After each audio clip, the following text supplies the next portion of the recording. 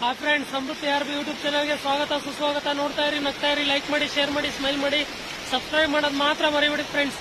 ನೋಡಿ ಫ್ರೆಂಡ್ಸ್, ನಮ್ಮೂರು ಸಣ್ಣ ಕಾವಲಿ ಹೆಂಗ್ ಹೋಗುತ್ತೆ, ಎಷ್ಟು ಸ್ಪೀಡಾಗಿ ಎಷ್ಟು ಫೋರ್ಸ್ ಆಗಿ ಹೋಗುತ್ತೆ ನೀರು. ಮಾದೇಶ್ವರನ ಚೌಟ್ರಿ, ಅಸ್ಕಾವಿ, ಮದ್ದೂರು ತಾಲೂಕು ಅಲ್ಲಿ ಇದು ನೋಡಿ ಫ್ರೆಂಡ್ಸ್.